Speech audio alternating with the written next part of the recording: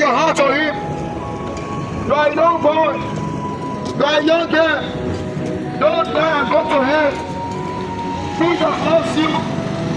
And he wants you to surrender your life to him. Jesus loves you. And he wants you to give yourself to